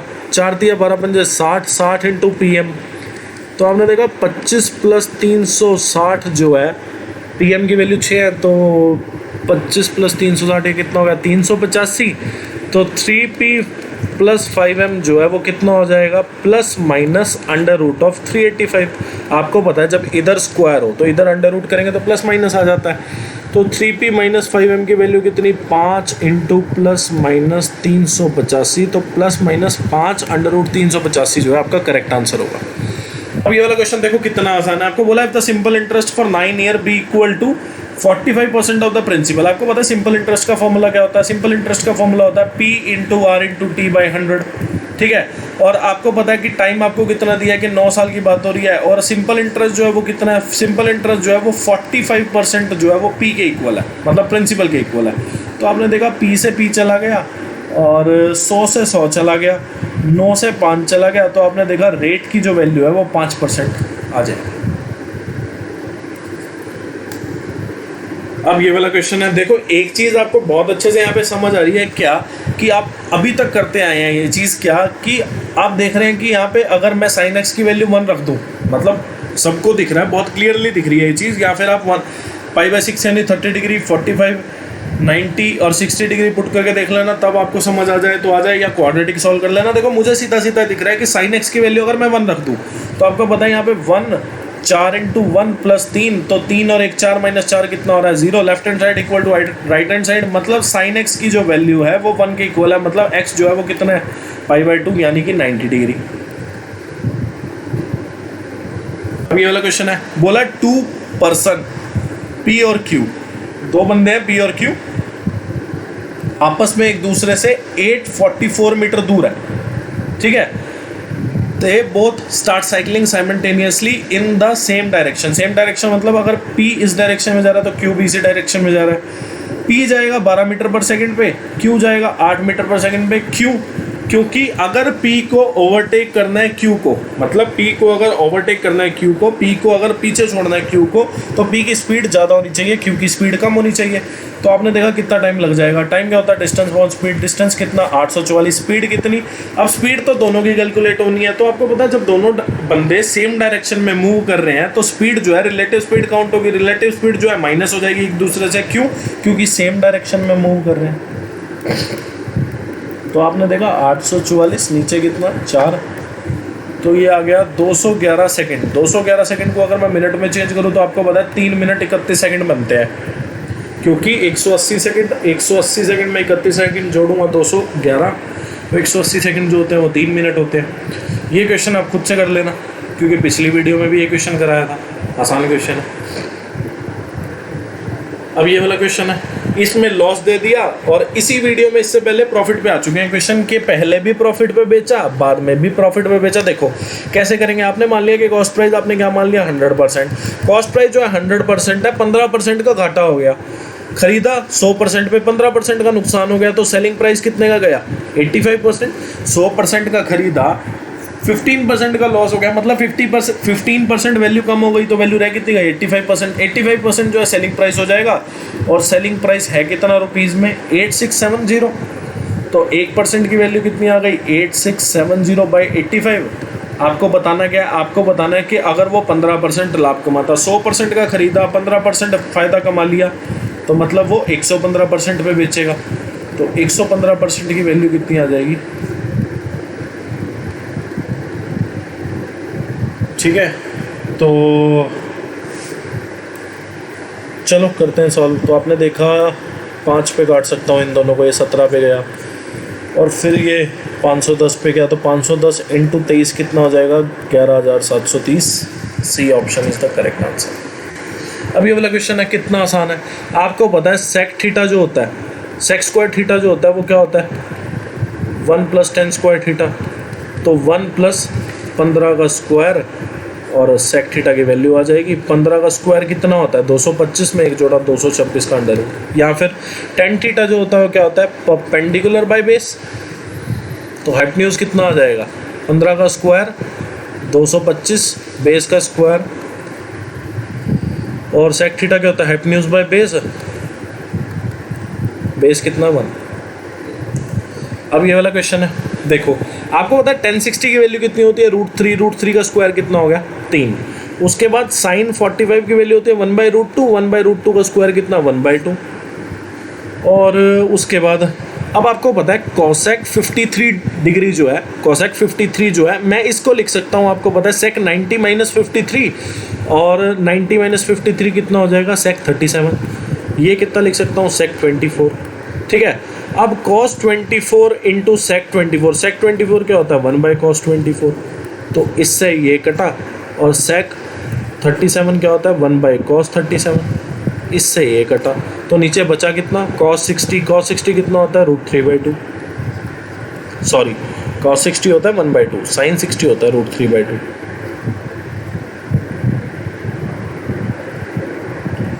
और साइन स्क्वायर 60 डिग्री मतलब 1/4। तो आपने देखा कि ऊपर 2 हो गया, नीचे हो गया कितना? 4, 2 + 1 3। तो ये आपका आ जाएगा वेट। यार मैं उल्टा क्यों कर रहा हूँ बार बार? 3/4 आएगा ना, क्योंकि साइन 60 की वैल्यू जो होती है वो √3/2 होती है। 3/4, तो 3/4, तो ये कितना हो गया? 8/5। एक सही 3/5 जो है आपका करेक्ट आंसर है। क्वेश्चन में बोला number is mistakenly multiplied by कितना? 7/5 instead of being multiplied by 3/2। आपने मान लिया कि नंबर जो था ना वो 1 था, क्या हुआ? गलती से 7/5 से मल्टीप्लाई कर दिया, पर करना किससे था? 3/2 से। ठीक है, आपने क्या देखा? आपने देखा कि यार गलती से ना मुझसे 7/5 से मल्टीप्लाई हो गया, पर मुझे करना था 3/2 से। तो मतलब ओरिजिनल नंबर जो है वो कितना हो जाएगा? 3/2, और गलती जो हुई वो कितने की हुई? 7/5 की। ठीक है, तो आपने देखा कितना एरर आएगा? 3/2 - 7/5, क्योंकि ओरिजिनल नंबर ये है और गलती जो है एरर वाली इसमें हुई है, और ओरिजिनल नंबर से आप इसको डिवाइड कर दो तो आपका परसेंटेज ऑफ एरर आ जाएगा। ठीक है, तो आपने देखा कि इसको अगर मैं सॉल्व करूं तो 10, 15 में से 14 गया, तो ऊपर हो गया 1/10, नीचे हो जाएगा, मतलब इसको सॉल्व करके 1/10 आ रहा है, और नीचे जो है 3/2, तो ये तो गया। और 1/15 इंटू 100%, तो आप इसको बोल सकते हैं कि ये होगा 6 सही 2/3%। ठीक है, आपको पता है 20/3 को 6 सही 2/3% लिख सकते हैं। अब ये वाला क्वेश्चन देखो, इतना इंपॉर्टेंट क्वेश्चन है ना ये तीसरी बार आ रहा है CHSL 2020 के एग्जाम में। ये सेम क्वेश्चन अलग इक्वेशन अलग वैल्यू बना के, मतलब ये वैल्यू अलग अलग हो रही है, 7, 3, 12 जो भी है, तीसरी बार पूछा गया। ठीक है, देखो आपने देखा A किसी काम को करे तो 7 दिन में कर देगा, उसी काम को अगर B करे तो 12 दिन में कर देगा। आपने देखा टोटल वर्क कितना आ गया? टोटल वर्क कैसे निकालेंगे? 7 और 12 का LCM लेके 84 आ गया। ठीक है, तो आपने देखा वन डे वर्क, A का वन डे वर्क कितना होगा? Total work by total time. B का वन डे वर्क कितना होगा? Total work by total time. 84 को 12 से डिवाइड किया तो कितना आ जाएगा? 7। आपने देखा एक दिन में A जो है कितना काम करता है? 12, बी जो है कितना काम करता है 7, तो एक दिन में ए और बी साथ में मिलकर कितना काम कर देंगे 19। एक दिन में 19 काम कर देंगे तो 3 दिन में कितना काम कर देंगे, आपने देखा 3 दिन में 57 काम कर देंगे। काम बचा कितना, आपने देखा 27 काम बच गया। 84 टोटल काम था, जिसमें से 3 दिन में ए और बी ने साथ में मिलकर 57 काम कर दिया, तो काम बचा कितना 27 काम बचा। अब ये जो 27 काम है ये रिमेनिंग वर्क है, इस रिमेनिंग वर्क को सी अकेला जो है 9 दिन में कर देगा। तो आपने देखा 27 काम करने के सी जो है 9 दिन लेता है, तो एक दिन में कितना काम कर देगा सी, आपने देखा 1 डे वर्क ऑफ सी आ गया। एक दिन में सी कितना काम करता है, आपने देखा एक दिन में सी कितना काम करता है 3, तभी 9 दिन में जाके वो एक दिन में अगर 3 काम करता है तभी वो 9 दिन में जाके कितना काम कर देगा 27, और काम हो जाएगा खल्लास। ठीक है, तो आपने देखा आपको 1 डे वर्क ऑफ सी पता लगा। अब आपको बताना है कि सी अगर सारा काम अपने आप करे, मतलब सी अगर अकेला टोटल काम करे तो कितना टाइम में कर देगा। आपने देखा टोटल वर्क कितना है 84, एक दिन में 3 काम करता है तो 84 काम वो कितने दिन में कर देगा 28 डेज। अब ये वाला क्वेश्चन है, आपको बोला है sum of ready of 2 circles. मान लीजिए एक सर्कल की रेडी जो है छोटा आ रहा है, एक सर्कल की रेडी जो है वो बड़ा आ रहा है। 2 कॉन्सेंट्रिक सर्कल्स है दिया हुआ है आपको, और एरिया दिया हुआ है इन दोनों कॉन्सेंट्रिक सर्कल्स के बीच का, यानी कि ये वाला जो एरिया है इसकी वैल्यू आपको दी हुई है कितनी 50336। ठीक है, तो आपने देखा सम ऑफ रेडियाई मतलब r प्लस आर की जो वैल्यू है कितनी है 286 है, पहली चीज़। दूसरी चीज़ आपने देखा कि area between the concentric circle कितना आएगा, आपने एक्सटीरियर सर्कल को मल्टीप्लाई कर दिया इंटीरियर सर्कल, मतलब एक्सटीरियर सर्कल के एरिया को मल्टीप्लाई कर दिया इंटीरियर सर्कल के एरिया से, तो आपके पास area between the concentric circles आ जाएगा। तो आपने देखा पाई को अगर मैं कॉमन रखूँ तो अंदर क्या बचा r square minus R square, तो इसको आप लिख सकते हो pi r minus R, r plus are.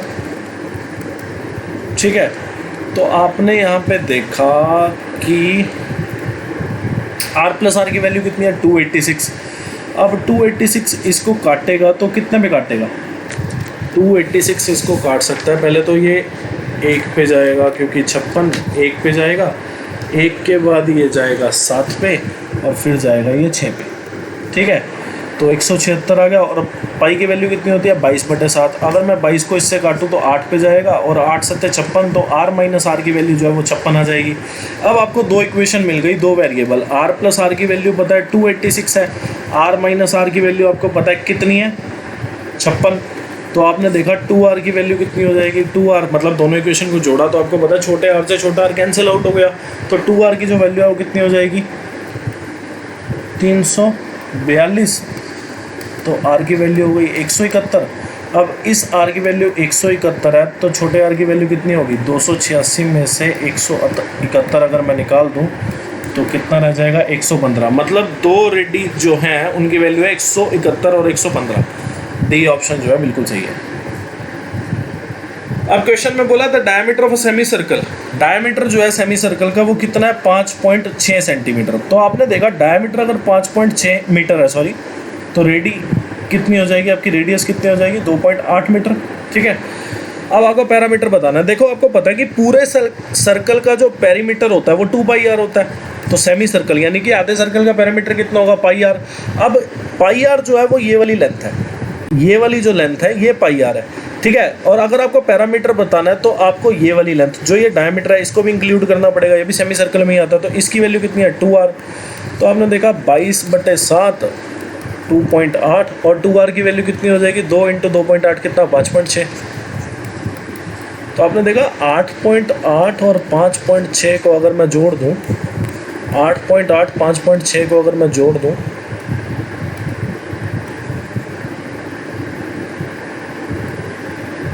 तो आपने देखा 8 और 6 14, 14.4 आ जाएगा। क्वेश्चन में बोला था पैरामीटर ऑफ आइसोसेलेस ट्रायंगल, और उसका जो बेस है वो 30 सेंटीमीटर शॉर्टर है। पहली बात तो आपने देखा कि ये मीटर में है, सेंटीमीटर में है, तो मैं इसको भी सेंटीमीटर में चेंज करता हूँ अभी हाल फिलहाल के लिए। तो हमने देखा 360 सेंटीमीटर हो गया।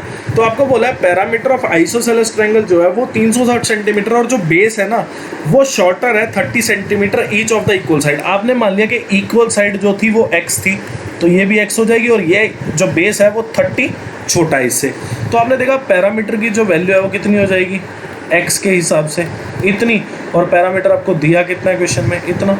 तो आपने देखा 3x की जो वैल्यू है वो कितनी हो गई, 360 + 30, ये 390 हो गया। तो x की वैल्यू जो है 390/3, जो कि आपका कितना आ जाएगा, 130 आ जाएगा। तो आपने देखा x की वैल्यू कितनी हो गई, 130, इसकी भी वैल्यू कितनी हो गई, 130, और इसकी वैल्यू आपके पास कितनी आ गई, 100 आ गई। ठीक है, या फिर 130, या फिर ऐसा करो, आपने देखा ये 130 सेंटीमीटर और आपको एरिया पूछा है, एरिया जो है वो मीटर स्क्वायर में पूछा, तो आप इसको मीटर स्क्वायर में ही चेंज कर लो।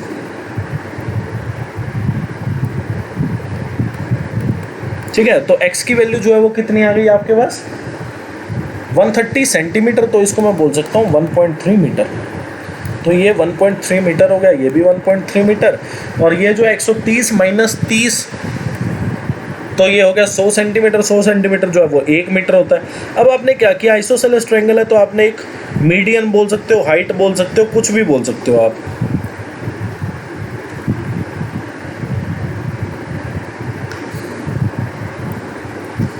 ठीक है, मैं यहाँ लिख देता हूँ इसको।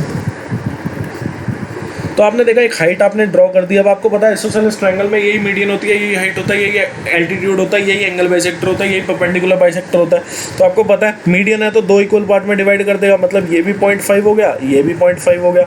अब आपको पता है 5, 12, 13 का एक ट्रिपलेट होता था, ये 5 हो गया, ये 90 डिग्री, तो ये कितना हो जाएगा, 12, 12 मतलब 1.2 मीटर। अब आपको इसका एरिया बताना है, तो हाफ इंटू बेस, बेस कितना है 1 मीटर, हाइट कितनी है 1.2 मीटर, तो आपने देखा 0.6, तो एरिया जो है ट्रायंगल का वो कितना हो गया 0.6 मीटर स्क्वायर। आपको बोला गया what is the length of the longest road that can be fitted in a box. Box देखो ये दिया हुआ है, इसकी डायमेंशंस आपको दी हुई है 28, 4 और 10, मतलब लेंथ, ब्रेड्थ और हाइट आपको दी हुई है। ये जो है 28 जो है ये लेंथ है, 4 जो है ये ब्रेड्थ है, और 10 जो है ये हाइट है। आपको लॉन्गेस्ट रोड बतानी है। ध्यान रखना, जो भी लॉन्गेस्ट रोड, एक क्यूबॉइड फिगर में रूम भी आ सकता है, उसमें बॉक्स भी आ सकता है, उसमें काफ़ी सारी चीज़ें आ सकती हैं। मैं बात कर रहा हूँ क्यूबॉइड फिगर की। क्यूबॉइड फिगर के अंदर जो सबसे लंबी चीज़ आ सकती है, या सबसे लंबी रोड जो आ सकती है, सबसे लंबी स्टिक या सबसे लंबा डंडा, कुछ भी बोल सकते हैं, जो आ सकता है उसकी जो लेंथ होगी ना वो डायगोनल की लेंथ के इक्वल हो सकती है। मतलब जो सबसे लंबी लेंथ होती है एक क्यूबॉइड के अंदर, जो सबसे लंबी लेंथ होती है एक क्यूबॉइड के अंदर, वो डायगोनल की लेंथ होती है, वो डायगोनल होता है। ठीक है, जो एक पॉइंट से सामने वाली साइड के दूसरे पॉइंट पे मिलाया जाता है। ठीक है, तो आपने देखा डायगोनल की लेंथ कितनी होती है क्यूबॉइड के, L² + B² + H²। तो आपने देखा 28 का स्क्वायर कितना होता है, 28 का स्क्वायर होता है 784, 4 का स्क्वायर 16, 10 का स्क्वायर 100। तो आपने देखा 784, 800, 800 में 100 जोड़ा 900, 900 का अंडर रूट करूँगा 30, डायगोनल की जो लेंथ है वो कितनी हो जाएगी, 30 हो जाएगी आपके पास। अब ये वाला क्वेश्चन है, देखो ये क्वेश्चन इस वीडियो में जो मैंने कराया है ना, DI का क्वेश्चन इससे पहले वाली शिफ्ट का, उसके जैसा बिल्कुल है। उसमें क्या था, रूरल और अर्बन की बात हो रही थी। इसमें क्या है, 22 ईयर ओल्ड और 22 ईयर से छोटे और 22 ईयर साल से बड़े, उनकी बात हो रही है। तो ये क्वेश्चन आप लोग खुद करना, होगा उसी तरीके से। ये देखो 68,000 सेम दे रखा है और सेम ही क्वेश्चन है बिल्कुल। बस ये है कि आपकी बार जो कंडीशन है ना वो ईयर्स ओल्ड, मतलब 22 साल का बंदा होना चाहिए। उसमें रूरल और अर्बन की बात हो रही थी, तो ये क्वेश्चन आप खुद से करना। अब ये वाला क्वेश्चन है, ये क्वेश्चन भी हम पहले कर चुके हैं, पर मैं दोबारा बता देता हूँ। आपको बोला the number of students in a graduate level in institute S. अब ग्रेजुएट लेवल के ये वाले बच्चे हैं, ये वाले बच्चे जो है पोस्ट ग्रेजुएट लेवल के हैं। तो एस जो है वो कितना है 20%। इसका 20% कितना होगा, 12,400 का 20% जो है वो आपका कितना हो जाएगा 2480।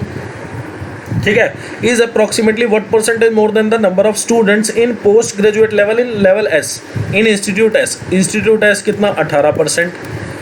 टोटल नंबर ऑफ बच्चे कितने, तो ये हो जाएगा 1440। अब ये बताना है कि 2480 1440 से कितना ज़्यादा है। आपने देखा 2480 जो है 1440 से कितना ज़्यादा है, 1040। पूछा किस पे है, पोस्ट ग्रेजुएट लेवल जो इंस्टीट्यूट एस के बच्चे हैं वो कितने हैं 1440। इसको सॉल्व करोगे तो 72.22% आ जाएगा। बी जो है करेक्ट ऑप्शन है। अब ये वाला क्वेश्चन है, आपको बोला what is the difference between the average number of vehicles in thousands of company A and B for the year 2010, 2012 और 2014 और 2015। तो आपको बताना है कि कंपनी ए का जो एवरेज नंबर ऑफ व्हीकल है 2010, 12, 14, 15 में, कंपनी बी के एवरेज व्हीकल जो 2010, 12, 14 में कितना डिफरेंस है। तो आपने देखा 2010 में 307 था कंपनी बी का, 2012 में 250, एवरेज कितना बटे 4 कर दो,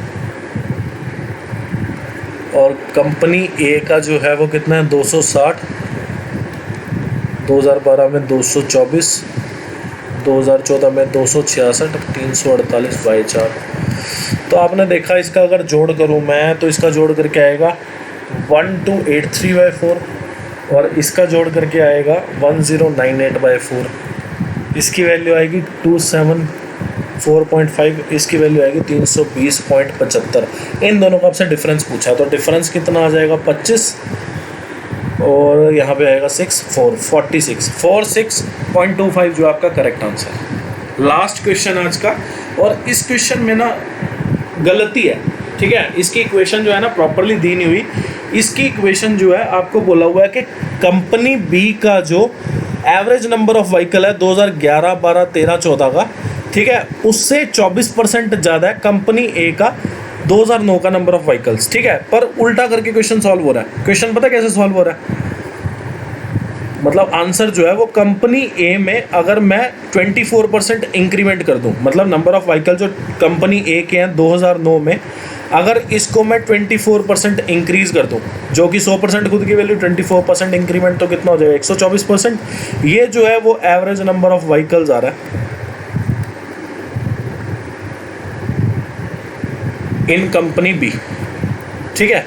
तो ये चीज़ हो रही है 2011 से 2014 तक, और होना चाहिए था इक्वेशन के अकॉर्डिंग यहाँ पे मल्टीप्लिकेशन होना चाहिए था 124/100 का कंपैरेटिवली इससे, ठीक है। मतलब यहाँ पे नहीं होना चाहिए था मल्टीप्लिकेशन, यहाँ पे होना चाहिए था, क्योंकि लैंग्वेज के हिसाब से ये बात हो रही है कि कंपनी बी का जो एवरेज नंबर ऑफ व्हीकल है ना 2011 से 2014 में, वो 24% ज़्यादा है नंबर ऑफ व्हीकल जो कंपनी ए मैन्युफैक्चर कर रही है 2009 में, ठीक है।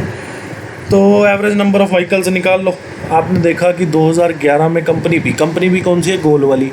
अब 2070, 270, 250, 289, 310/4, ठीक है जी।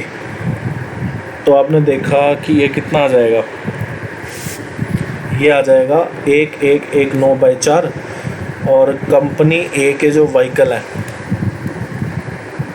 2009 में वो कितने हैं।